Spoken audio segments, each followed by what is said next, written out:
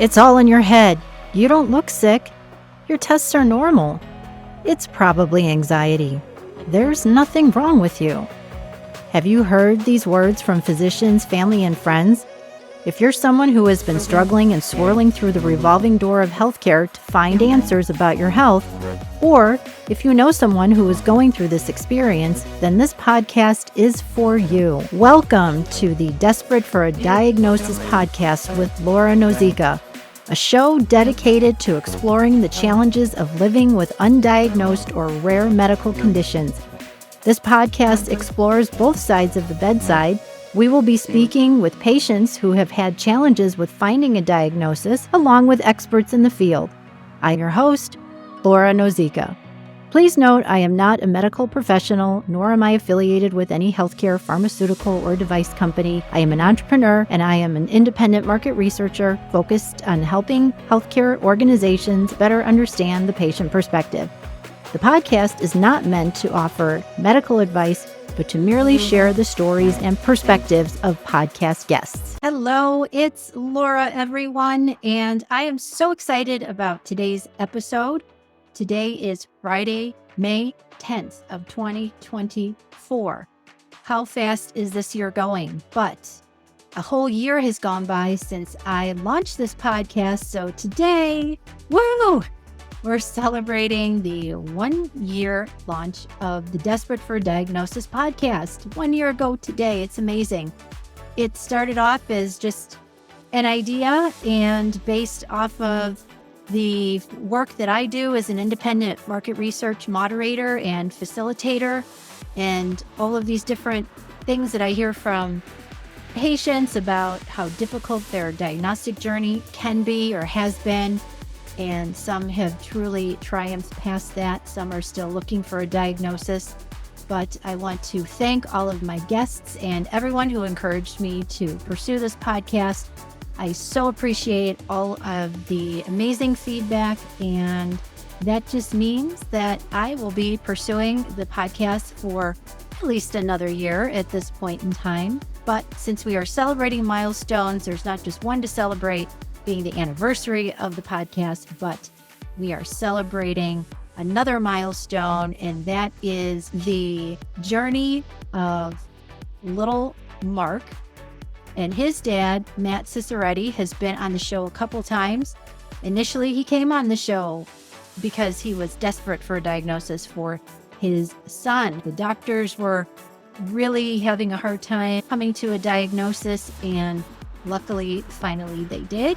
And today, 1 year ago today, when the first podcast dropped with Matt as my guest talking about Mark's journey, he is here again today for the third time to celebrate Mark's progress in his bone marrow transplant experience, and he will tell us where 11-year-old Mark is today. I am looking forward to sharing this episode with you, and can't wait for you to learn more about Mark and what he's up to now. So thank you, everyone, for listening.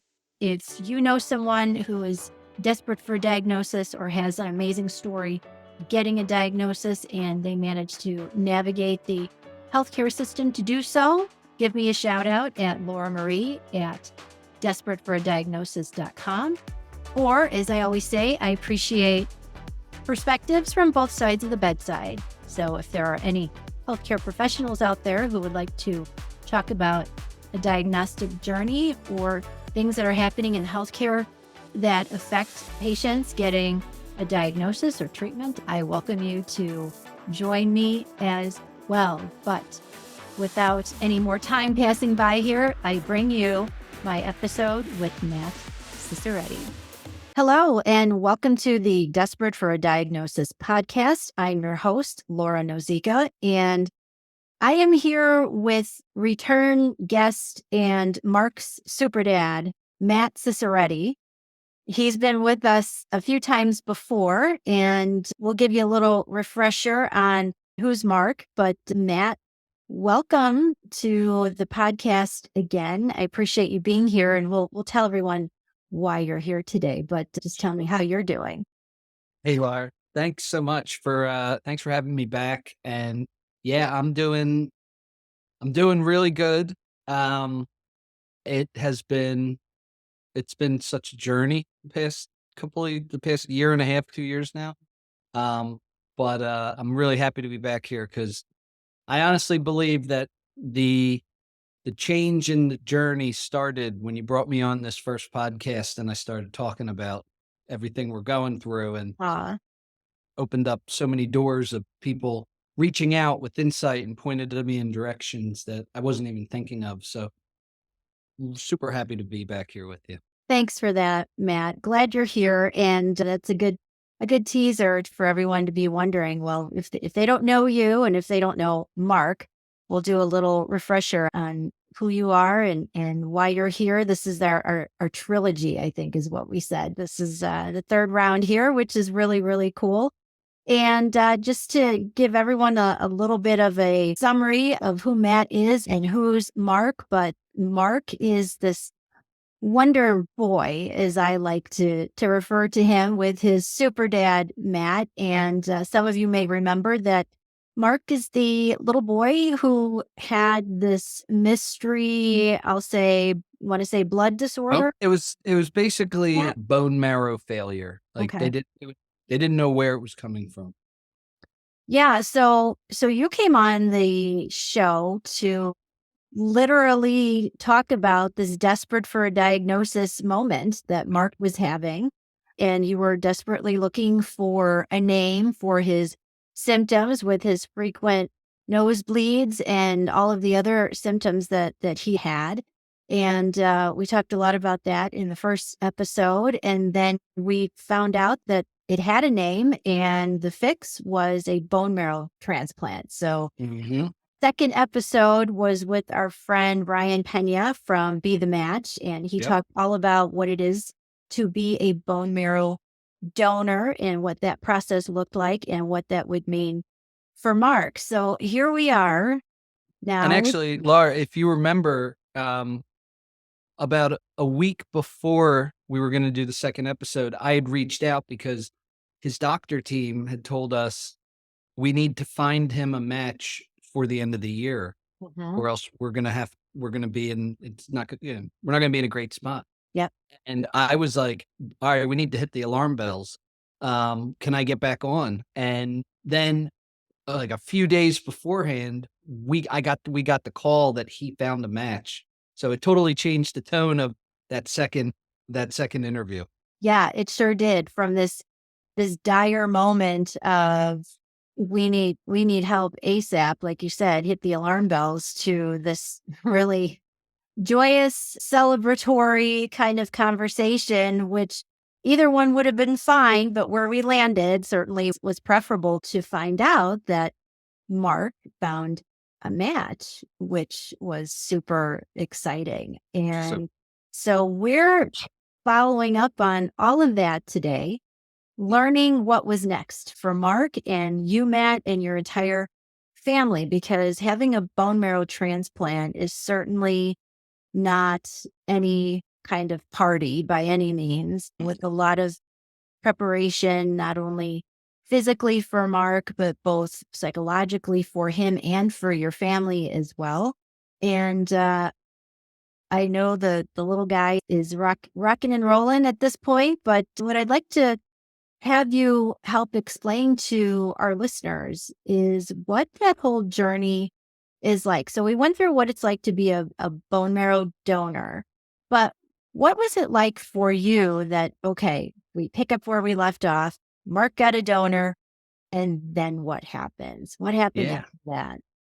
yeah. So once we got word that we had the donor, that kicked off the process of getting a scheduled date with the hospital, getting a date scheduled for the transplant, getting a date scheduled for him to there was a lot of appointments that he needed to have to clear him for the procedure. Like, we had to get a dental exam done because there's certain, like he can't have any cavity or infection, right, in his mouth, um, because getting admitted to the hospital, they admit you about a week or two early from the date of the transplant because he had to undergo chemo and radiation to kind of wipe out everything, wipe out his immune system.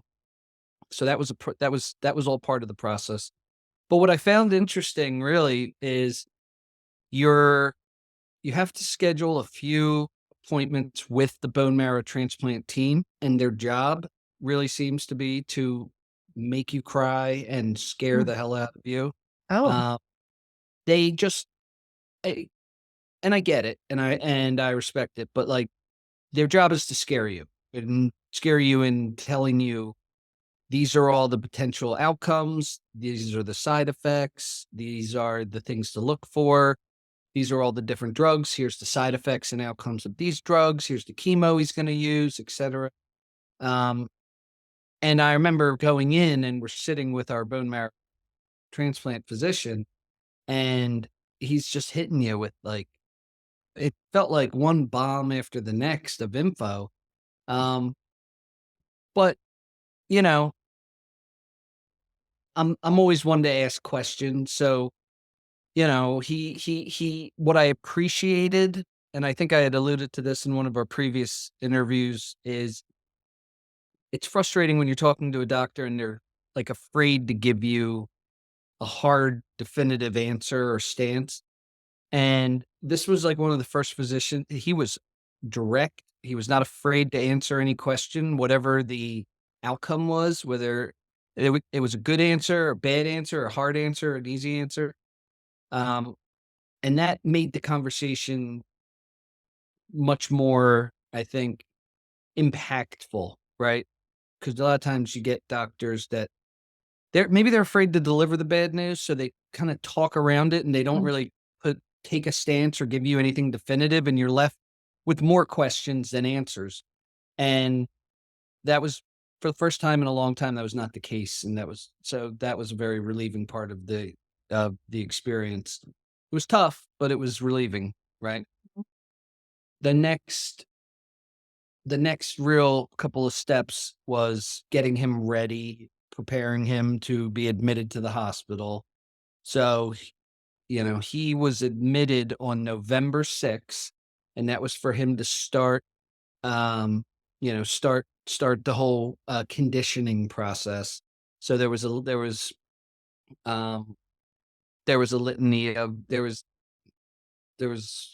a few different types of he had to do chemo, he had to get a day, he had to do one dose of radiation.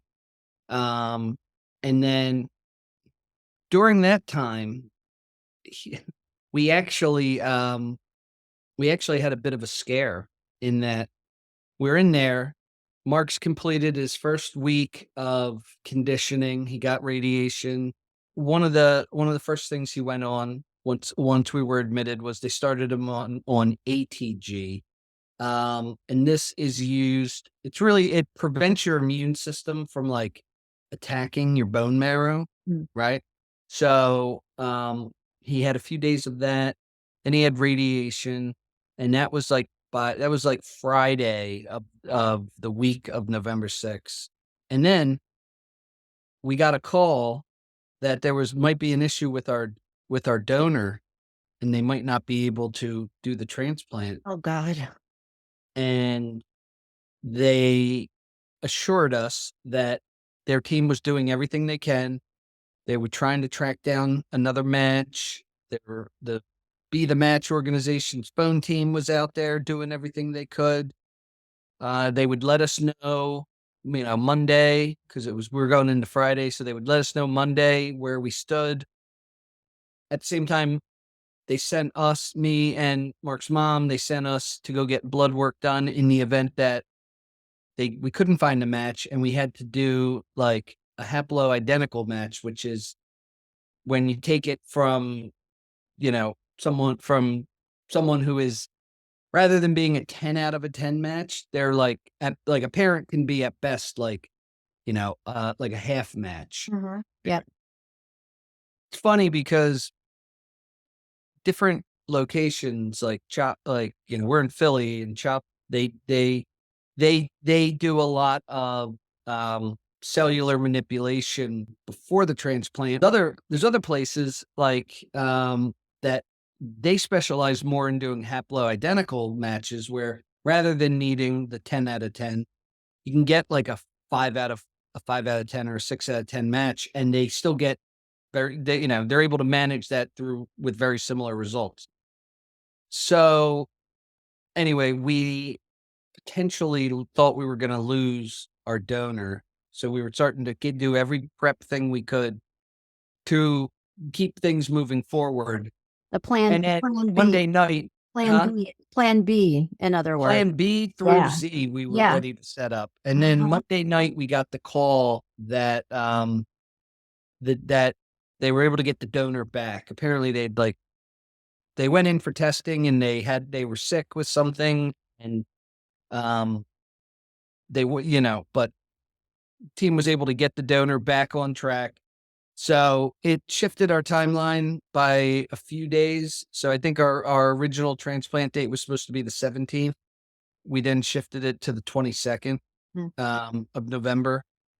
That gave them time to get more chemo, get everything, kind of in place. And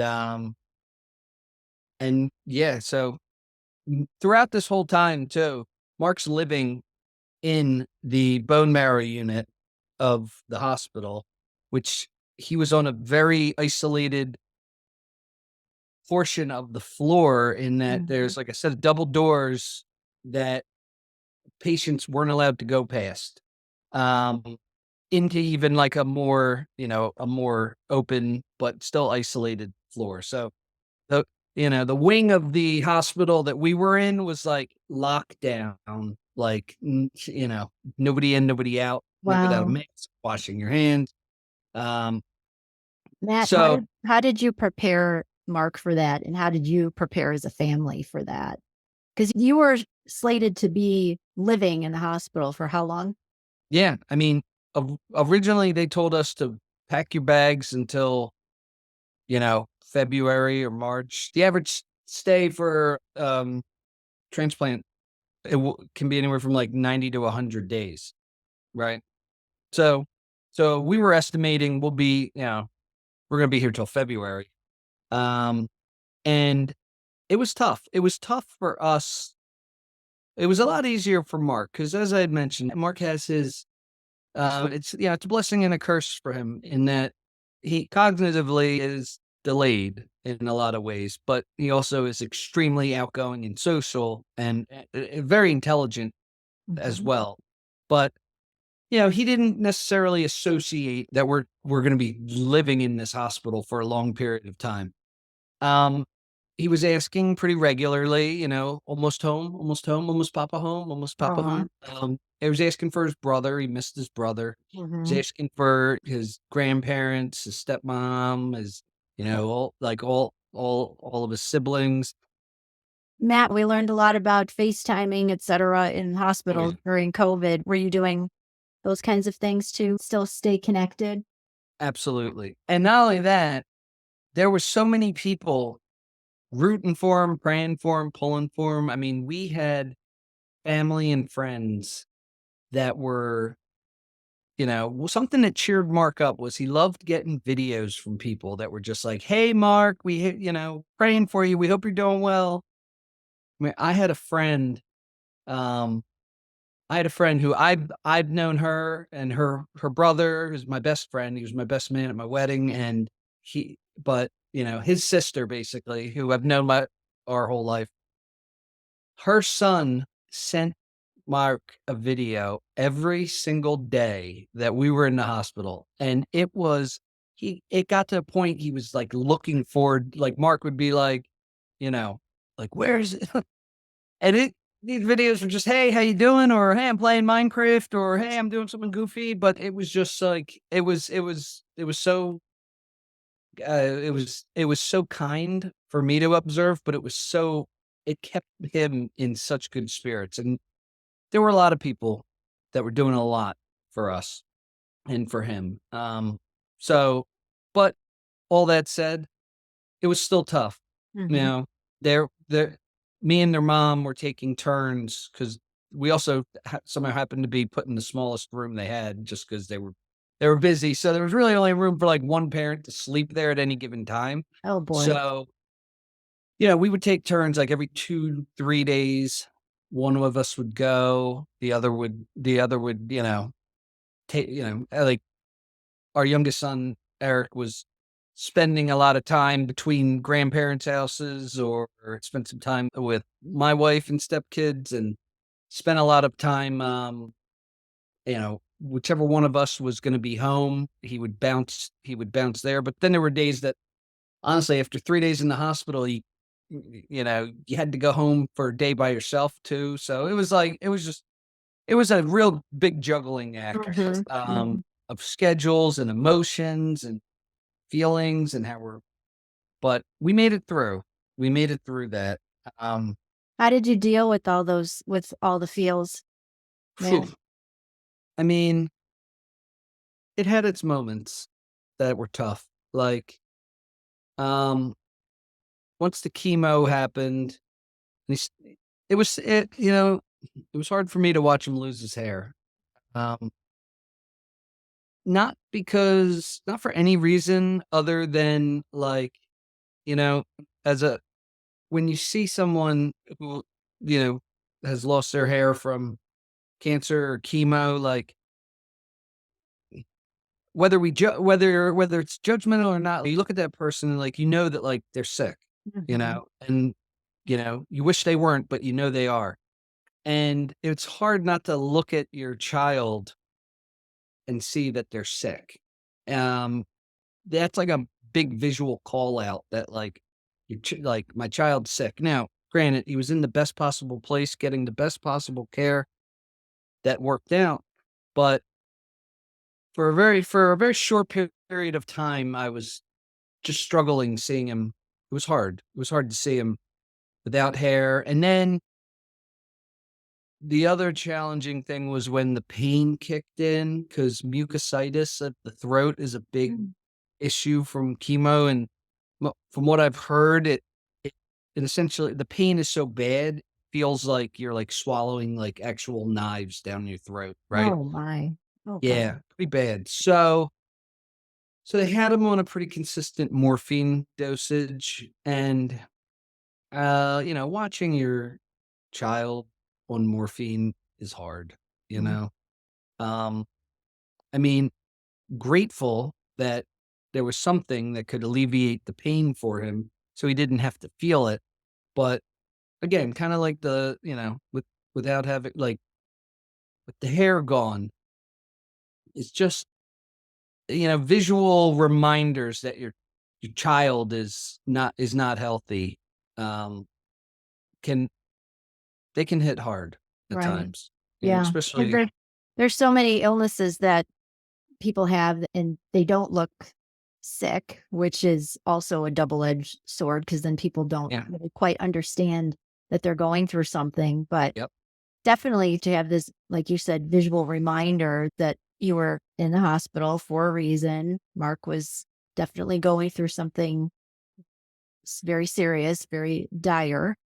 Um, yeah, it had to be really rough. Did the hospital offer you social workers? Oh yeah. I mean, God, they had everything.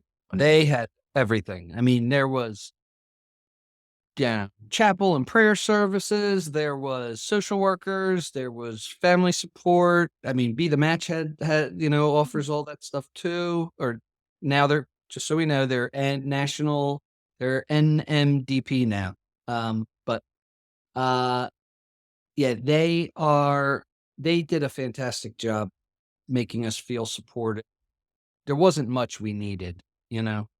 There Yeah, wasn't much that we needed in that other than just to watch our son progress and yeah, do well. yeah. So, Did Mark react at all to his hair loss? nah, I mean, he actually thought it was kinda cool.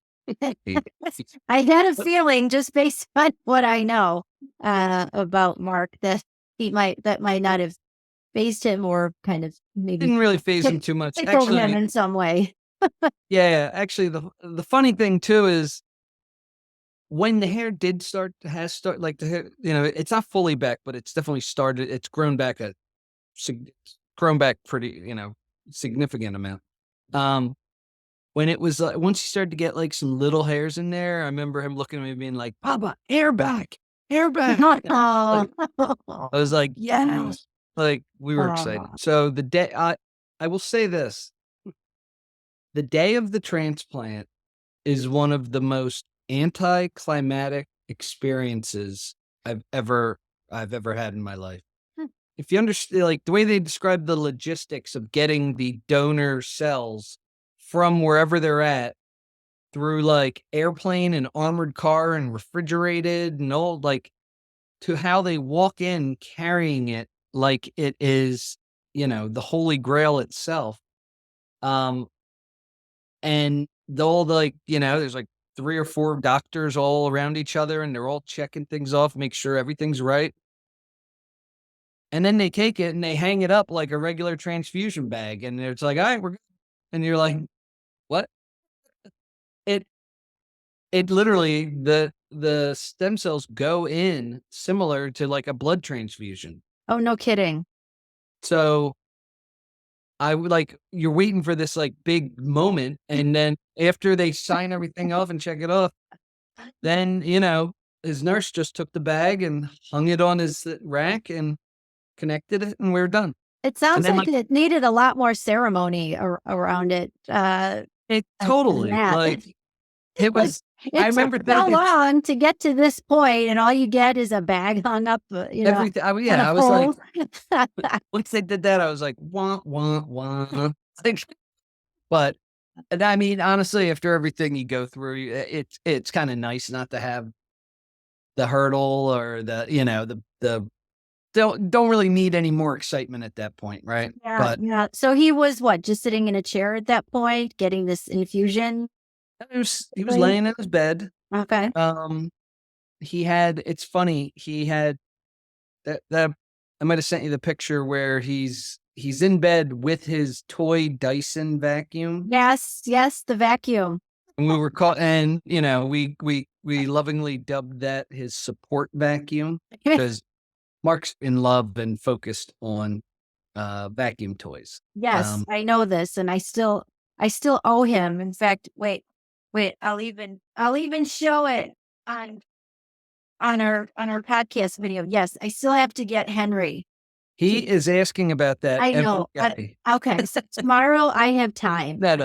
And I'm getting Henry in the mail. But for So who don't know who Henry is, Henry, maybe you want to explain it, because so he was just a computer like vacuum thing for dust and whatever. But to Mark it means it's the way world. more. Oh yeah. So It's so um, crazy. it's actually a really cool story too. So during the course of this, like, he found so he loves vacuums, and I've bought him all the toy Dyson vacuums, and apparently they're all made by this company Kasdan, right? And they're based, I think Kasdan's based in the UK. Anyway, man, I had pictures of buying Mark the toy Dyson vacuums from this company from when he was like 3 and 4. Like he's always loved them. But So we he were in must have a hospital. really clean house then, Matt, if he likes vacuum. No, Oh. because what he does is he wants to use the vacuum. So he makes a mess. He'll dump spice or something on the floor. And then you hear him go, ew, and from the next room. And you come in, he made a mess so he can clean it. So he could clean it. Interesting. Yeah. So you gotta be careful there. But I'm going to be real curious when he gets older how that skill will come into play at some point. me too. I mean, listen, any company that needs a vacuumer, I got the kid for you. You But got the guy, yeah. Mhm. but yeah, so we found this video of this vacuum line, which is a real vacuum. It's the like the Hetty and Henry Hoover vacuums. And I think that my understanding is that they're really big in the UK. They're a big brand in the UK. And Kasdan made the toy lineup, and they've been doing it for a long time. Well, the one thing that he saw it on these videos was that Kasdan made a plushie of these 2 vacuum toys. And they also somebody made the desk vacuum The kit. desk vacuum, yeah, and in fact, I'm looking at it, and it does say, I believe this does say, it says Paladone Products. I'm giving a plug here, I think. But yes, made in the UK for sure. Yep. Yeah, Yep. yeah. And so he fell in love with the Hetty, which is like the pink version of that. And all he wanted was like the little plushie of it. He was asking for it every day, and so I started doing some research, and it turns out like they stopped making that in the it was like mostly sold in the UK, and they stopped making it like 7, 8 years prior. So it didn't even exist. The only way you could get it was like the only way you could even possibly get it was like overseas, right? So I had shared a couple of posts on my LinkedIn of Mark, just like his love of the vacuums and how he was using them as support. And, in pure kind-hearted social media fashion, people were like, somebody get this kid a vacuum toy. Started sharing it around. And next thing you know,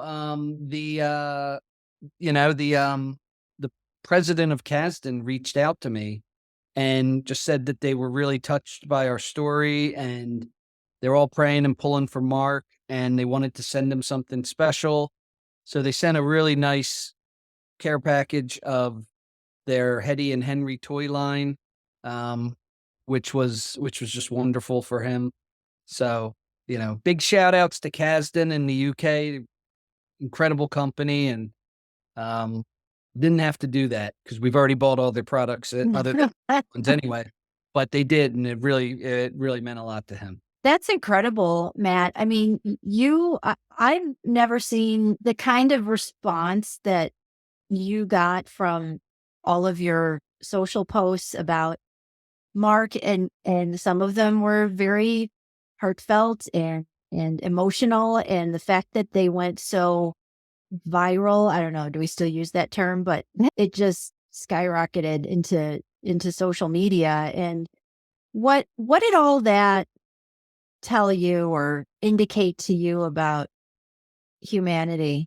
The fact that Well, and you're so respected in your industry also, that certainly helps a great deal. But what does that tell you about humans?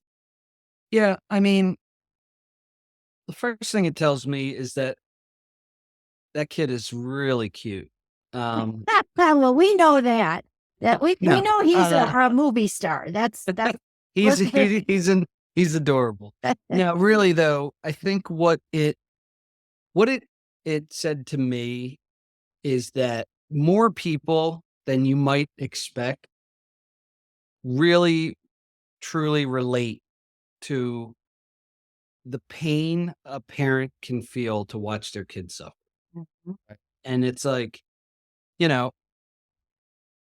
if you think about all the different, we're so bombarded with content from all over the place that's negative or sad or, what it's supposed to be inspiring or cliche. There's so we're at sensory overload, right? In terms of what we see and hear every day. But for this many people to, you know, feel the need to reach out, to do something, to just, let us know they're praying for, like, I joke around the amount of people praying for Mark during this whole journey. Like, I joke, and I hope it's not blasphemous but like God's up in heaven, like, all right, someone fix this Mark kid. He's clogging up the prayer Well, queue. Got other people, the prayer queue.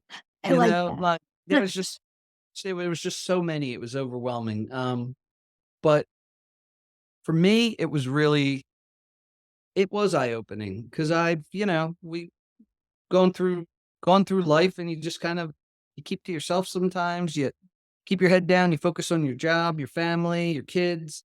Um, you don't think about other people thinking about your child or praying for your child or really caring, especially on a platform like LinkedIn, where I think most people are focused on what it's really meant for, which is business and professional Right. network.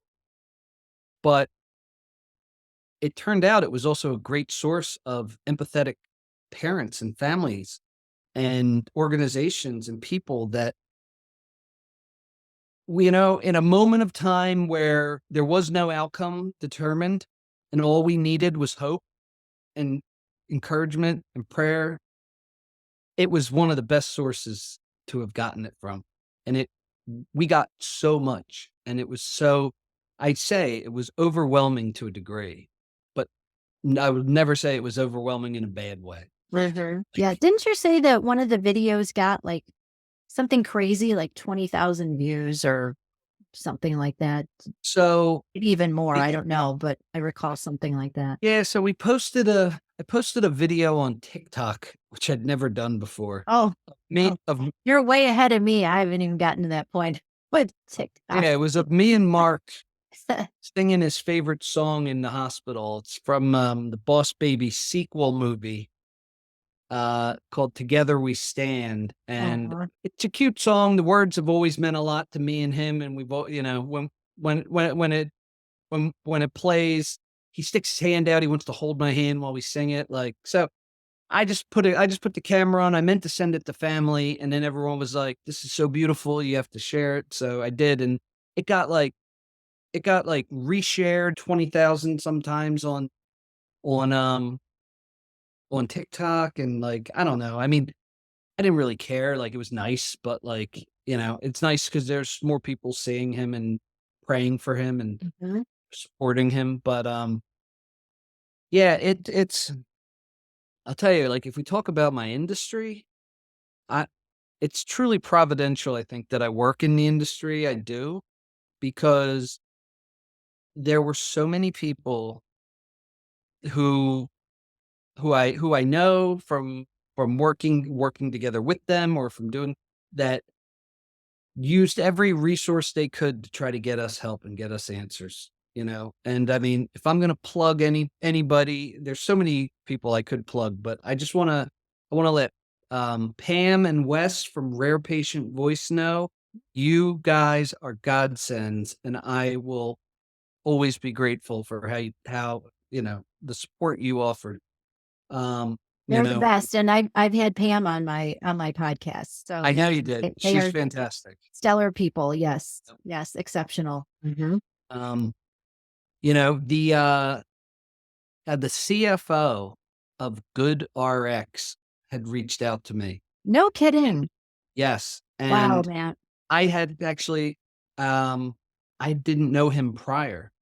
Um, and he sent us a massive care box and of so many things for Mark. And let me tell you, it wasn't just like he just dumped a bunch of like tchotchkes and collateral into a box and sent it out. Like he asked questions, like as we were talking, and he was encouraging me, like, and I think he had some experience with this in the past himself. When he learned kind of how Mark was, he knew he was sending, sensory toys and pop-it Hmm. toys and all sorts of, it was like, Wow. it was amazing. It was just, there was no shortage of acts of kindness. I mean, obviously my company let me take pretty much from November through December off to focus on my son. Could never really thank Med Survey enough for that.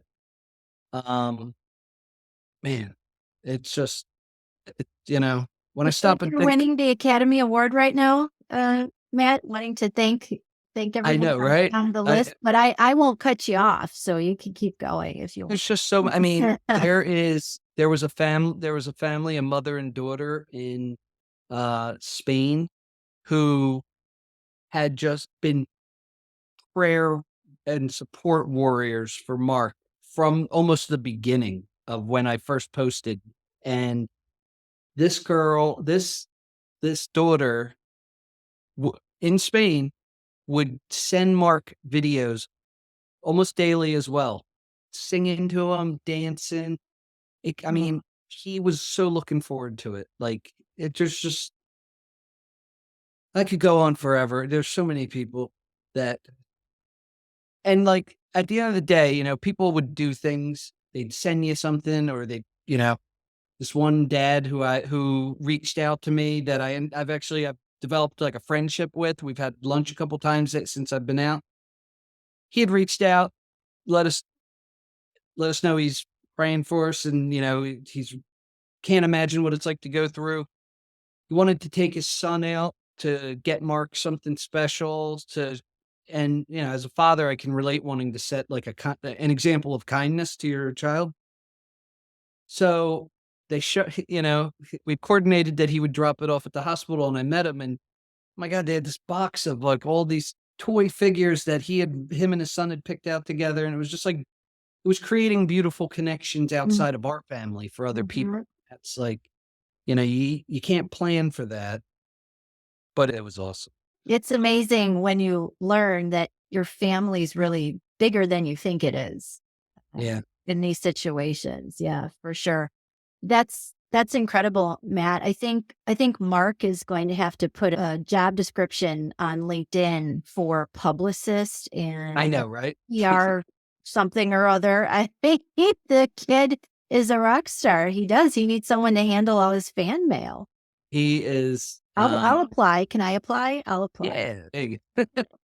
I mean, he's awesome in that he is just like, he's still like people are still reaching out just to see how he's doing. And, you know, I think it's also, so, you know, one of the other things that I think has been really unique about this journey is that when we had admitted him, you know, we were expecting, all right, like I was there for Thanksgiving in the hospital. I had my friend Anthony from the Marlton Cherokee Band Boosters group brought me Thanksgiving dinner down. Oh, it that's was so phenomenal. nice. But well, because you have let's just make sure people understand you have kids in band, right? yes. Yeah. But Okay. yeah, my stepkids are in the marching band. Right? Yep. But he yeah, Mark had so many people around him, and we were expecting to be there until February. Well, you know, a couple of days after the transplant, when, you know, they're taking so he has the transplant, and then they're taking his levels, and they're checking, and like, basically what you're seeing is like his white blood cells, his platelets, his hemoglobin, his ANC, all these counts are like 0. Like, he has no immune system whatsoever. He has none of these counts. And you know, there was all sorts of crazy procedure. Like, we had to wash him every day with like a Hiba cleanse type cleaner, and you know, like, hands needed to be washed regular. Like, it was serious lockdown. But within like a week and a half, his numbers started to come back. I remember the first day that we were like his white blood cell count went from 0 to 0.1. And we were like, I was like, wow, is that good? And they were like, I mean, it's just 0.1, but yeah, it's pretty early. And then next thing you know, within a couple days, his white blood cell count was up to 1. And then, you know, his platelets were going up, and then his red blood cell, his hemoglobin was going up, and his ANC was going up. And next thing you know, his levels are back to a point where they hadn't been. We'd never seen him this high. He got back to normal, and we got discharged from the hospital within 23 days of being there.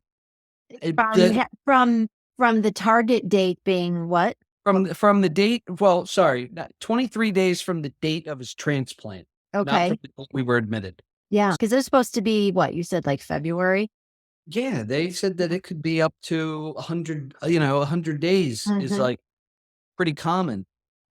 So it was wild. Like, they had hit. They even like look, when the world's top pediatric bone marrow specialist is pretty blown away by the progress. Something, your son's things are going pretty well. And they let us out. We got discharged before Christmas. Mark was home for Christmas. I could not think of a better Christmas gift than to have him home with us. And funny story, he really still wanted that huggable Hetty, the plushy version of the vacuum. Yep. And I tried to buy it on eBay, but nobody could commit to getting it shipped to us on time because of how eBay would ship it. It would have came after Christmas. So I just posted, hey, if anybody knows anyone that has one, I'll buy it. And that went viral. And next thing you know, people, friends I went to high school with who have friends out in the UK were buying it directly and like overnighting it to us from the UK themselves. So we had it. We ended up getting 3 or 4 of these things. You can't buy Oh my them. gosh. It's great though, because honestly, he sleeps with all 4 of them. He loves this vacuum toy. That's So incredible. it was just, another crazy, God shot of a moment of just we're not alone through this. Yeah. Did you say God shot? Yeah. Yeah. What does that mean for you? To me, it's like sometimes you go through things and we have, you struggle and you got your head down and maybe you're just pushing through it or you're struggling through it. And sometimes you just get this little shot of support from your higher power, right? And to me, I've always called it a God shot, where sometimes when I feel like I'm struggling the most, something is put in my path that helps me get through it. And I don't think it's accidental. Yeah. There are no So, coincidences. it's like a shot of, Yeah. it's an infusion of God in the moment I need him the most. Yeah. Yeah. There are no coincidences. At least I don't think so. I don't think so. Happening for a reason or in divine order or because of divine intervention. But yeah, I believe that. How cool. What a Christmas present for all of you that Mark was home way earlier than expected. So not only is he like this rock star, and a movie star and an overachiever all at the same time. Seriously, like I said, he's going to need a publicist. But some people might be wondering, Matt, does a bone marrow recipient ever get to know who their donor is? Yeah, so sure, it happens often. They typically want, before they'll facilitate a meeting, my understanding is you need 1 year post-transplant before Be the Match will connect you with who the donor is. And there has to be agreement from both sides. Some people want to donate anonymously. They don't ever want to meet the person. In that case, it doesn't happen. But given that there's not a bone marrow transplant does not automatically equate to 100% success or survival rate, you also don't want to introduce the donor to the recipient a couple months in and then find out that there was a rejection issue or something tragic happened downstream. So that's why they kind of wait for that 1 year window.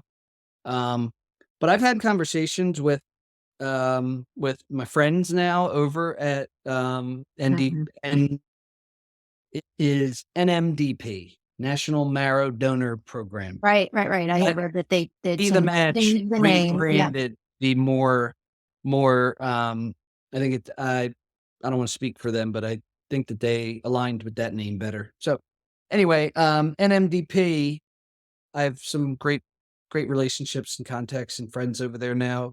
Rebecca Garber, for one, and she is super excited if we get to when we get to the 1 year mark, possibly trying to coordinate with the donor.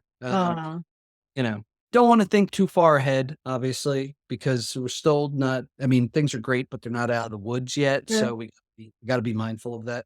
Yeah. But That might be episode 4 for us. Yeah, right. Who knows? That would be so cool. Yeah, once we get to that point, I'll keep you more I'll keep you posted. Yeah, absolutely. I joke around though. Whoever this person is, they're gonna have like the keys to like a Camaro waiting for them. Like I can never repay this person enough. You know. Well, I'm sure they were doing it for all good reasons, and nothing just to help someone who needs a transplant. I'm sure it was completely altruistic for sure. So I do hope you guys get to meet the donor. As far as the staff at CHOP, and we'll just let people know that CHOP stands for Children's Hospital of Philadelphia. Is that right? Mm-hmm. Yeah. What do you want to say about the staff there?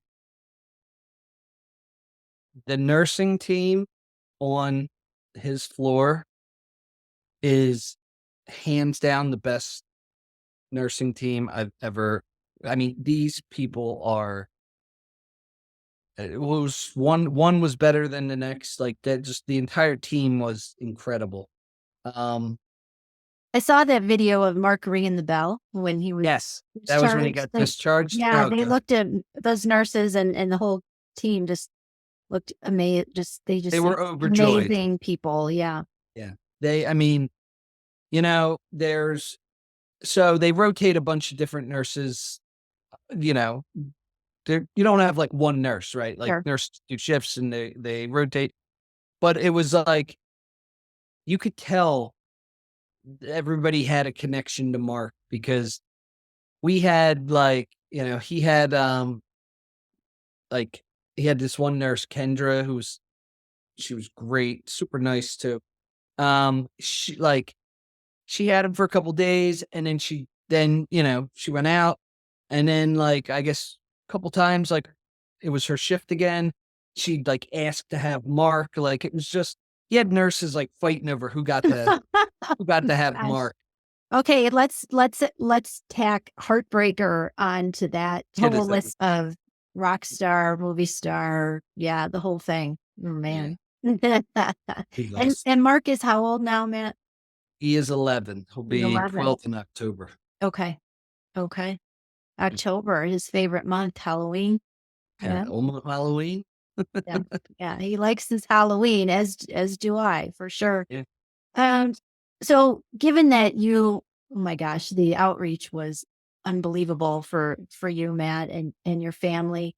What do you come away with as far as what your family learned about all this outreach, or maybe how you might give back at some point in time, whatever it might be? How do you instill that into a family, and how do you pay it forward? Yeah, I mean, honestly, since the beginning of all this, like I have not stopped thinking about like what we've been given with just being at the point we're at today. Forget tomorrow or what happens next, but just being where we're at today is a gift. And it's not a free gift. Like I firmly believe for the rest of my life that I owe. I don't know who I owe. I don't know exactly what I owe, but I can never not have a sense of there's a debt of gratitude that needs to be paid back, not just to one person, but to really, the element and the component of our society that felt passionate and inspired to reach up and try to lift us up and support us. Like there's other people and they did that, and it meant more than people realize. And I walk away from this with a feeling of an obligation to do that myself for someone else. And it may not be some grand gesture like donating bone marrow. It could be the smallest of things. However, we are meant to be in kindness and gratitude, or just extending ourselves to a fellow human. Doesn't have to be, like I said, as grand of a gesture as bone marrow donation, but we're all here for for Yeah, ages in service, and you certainly received that in droves, which again is incredible. And I'm sure no one expects a thing from it other than Mark's doing well and a thank you. I'm sure. and I mean, and like you know, I have a charity that I am now personally aligned with for the rest of my life, right? Like NMDP, Be the Match. I truly believe that many of that while there was other people involved in other organizations, like they are a key part of Mark being alive today and being where he is. And without them, managing the database and getting people and doing all the efforts they do to get matches in for people in there, who knows where we'd be right now, you know? Mhm. Yeah. And I Sure. want whatever I can do in my capacity to help support that organization, I will do for the rest of my life.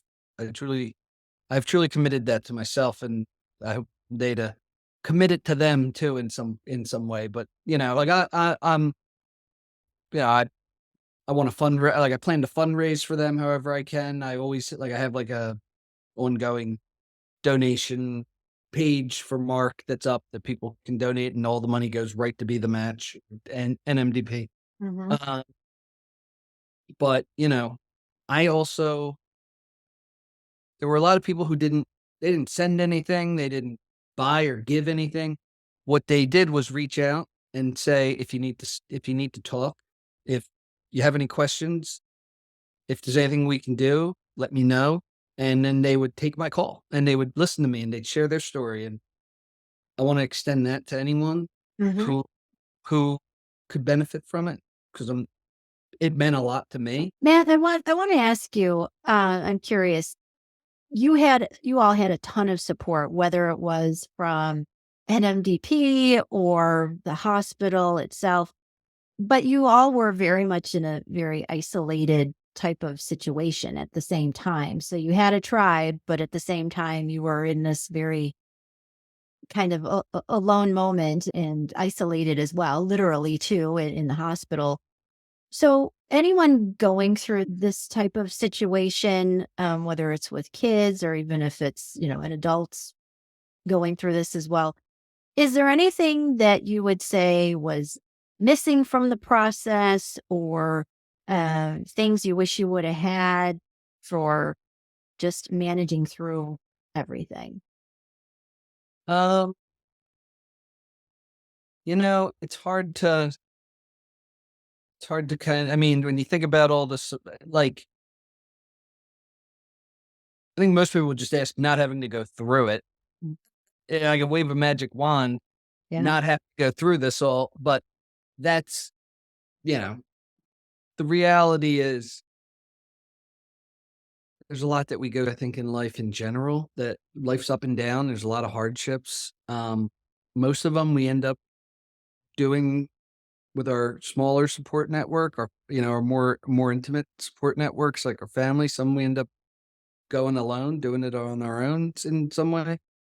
Um, but then there are experiences in life that it's not realistic to think that any one person or even one family can can shoulder all of the emotional and physical and extra worldly pressures that come upon you with it. And that's where all this extra support became so impactful. So if you ask, is there anything that was missing? It's hard to answer that because honestly, the support we got was so overwhelming, but in a good way Mm. that, from that end of the spectrum, the cup overfloweth. You know what I mean? Yeah. So Matt, as we wrap up here, what do you want everyone to know about how Mark is doing now? So yeah, I mean, we're in a pretty good spot. So it hasn't been without its hurdles. Um, some of the things when they release you that we have to really focus on. Got to be really cognizant of any temperatures or fevers. Um, if he gets fever that's like 101.5, it's immediately admitted back to the hospital and in the bone marrow unit for at least 24 hours. Had had a few scares there. It's tough because he can't go anywhere. He can't do anything. His brother can. His siblings can. So it's like there's a lot that we can't do with him. So, like, for instance, like church on Sundays, right? My wife takes all the kids to church. I stay home with Mark and we watch it on TV, right? Like, we watch it through like the stream because Sure. you can't be in that kind of crowded environment. He's got cousins that have had christenings and things like that. Someone's got to stay with him. He can't go, right? So, like, he cannot really be out in public for until his T cells get back to where they're at. So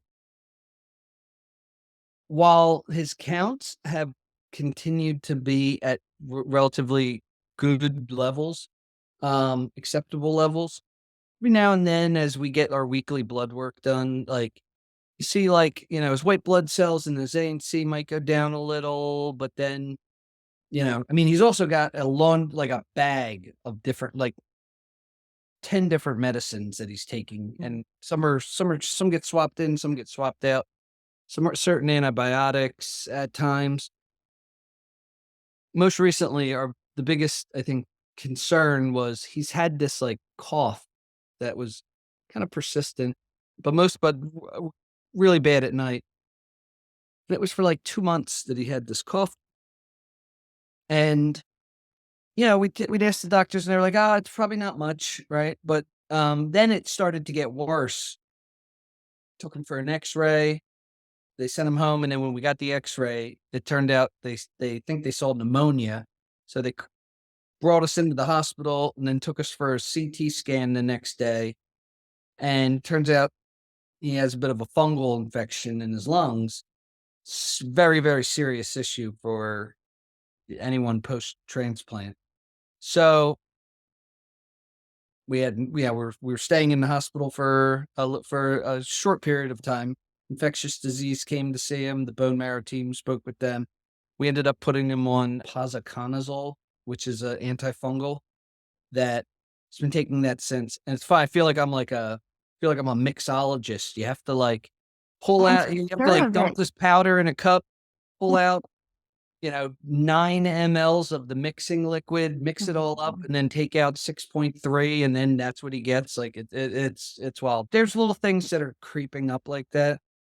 Our team is really proactive, listening. They jump on it. They're taking everything very seriously, and we haven't had anything stick that's too concerning.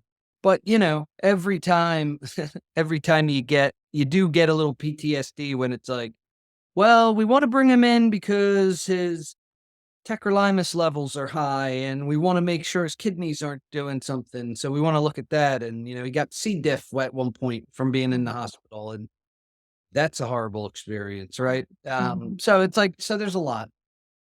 You're juggling a lot smaller balls right now. God, the kid's a superstar. He really is. He really is. It's like an action figure. Just very Teflon and resilient, and yeah, total rock star. Any other final thoughts, Matt? Anything else you'd want to leave our listeners with? Um, yeah. So, I mean, I guess the first thing I'd say is that you're watching this or listening to this and and you had reached out or interacted in any way to help us, I want to thank you. Um, you were a key part of why we're here. And if there's anyone who's listening to this that's going through something similar, um, you know, don't hesitate to reach out to me. I truly mean I want to be able to, I want to, I owe and I want to pay our debt to anyone who wants to collect. So if I can help even with just prayer or motivation or just experience, definitely there. But um, The last thing, I guess, is it can be hard, but try to it. We were lucky in that Mark always has a positive outlook, and even in like the worst of times. So I've always said I try to use where he's at as my kind of benchmark for how I should be thinking and feeling. And as a parent, I know how hard it is when the negative potential future of what's happening to our child enters our head, and it can really overwhelm us. But our kids feed off us, and just like we feed off them. And if you think about like our emotions as something that they're going to absorb and it's going to affect them in a certain way, we want it to be as positive, as strong, as healthy as possible. Easier said than done, I know, but it's when you're going through it, it's hard to keep that front and center sometimes. We were just lucky that Mark was able to be the guidepost for me to follow in terms of how to feel and think. Well, he's an incredible little boy, and I know he's waiting for a desk vacuum from me, Henry, here. So I will be sending that to him in the next couple So of funny. I Sure. come home from work and he goes, UPS, Papa, UPS. Like, OPS. he's checking UPS every day for the Henry vacuum. That's really funny. Okay, well then I'll have to send it out through so it comes through the Mark approved channels of delivery for sure. Yeah. Oh, man, it's funny. Matt Ciciretti, SuperDad, Mark SuperDad, thank you so much for being with me today and Pleasure. walking us through Mark's entire experience and your family's experience. And it really has been a journey for all of you and one that will continue, of course. And all that I could say is that I just can't wait to see where Mark goes with all of his amazing improvement. And I wish you all God's blessings and all good things for you and your family. Matt, thank you again for being here. Thank you. And let me just add real fast. Yeah. Thank you for all your support. Well, it's my pleasure. And as far as Mark's concerned, what's not to love? I mean, come on.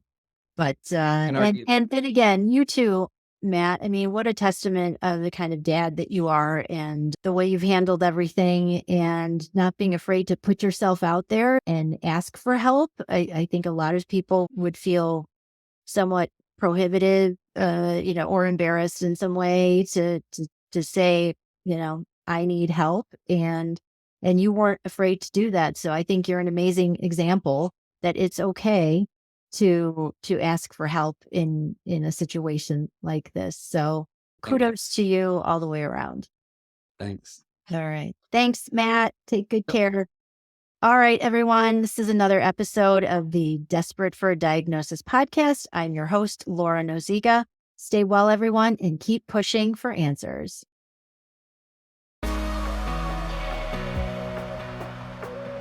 Oh my goodness, that's a wrap on another compelling story.